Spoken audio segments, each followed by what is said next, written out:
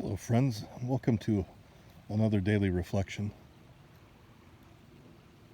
I got some feedback that folks liked having some outdoor stuff as well, and I thought I'd tell you the story of a prophet named Amos, who was one of the most important prophets in the Old Testament.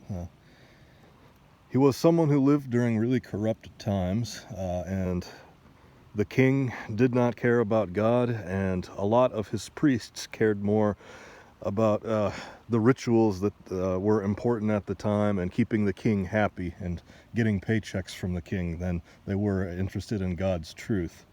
And so Amos, who was not a professional prophet at all, but a herdsman, started speaking out about it.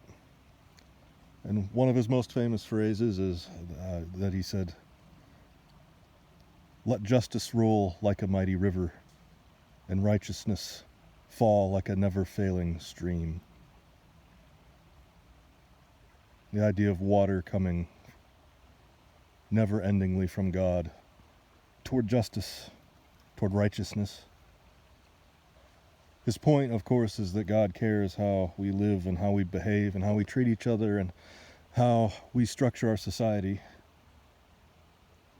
And that the priests and other prophets who were just taking their cut of the proceeds of the money and just trying to live easy, comfortable lives were missing the point that if we're going to follow God, God might lead us toward difficult times. That speaking the truth sometimes has consequences, as I'm sure we all know. And yet, at the same time, this image that like water coming from an unfailing stream, that the righteousness will never run out.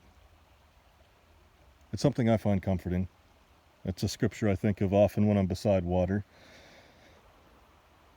And one last image, of course, the unfailing stream is easy to miss, but Amos was writing to a people who were in a desert climate.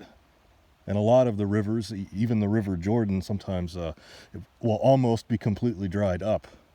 Most of the creeks and waterways in arid cultures will run dry for much of the season.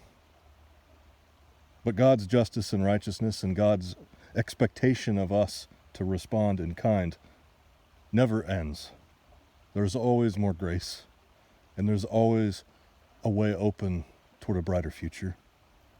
So, don't know what you might be struggling with today, or what goodness might be in your life, or what things you might be missing in this crazy age that we live in, but God's grace comes to us like a stream.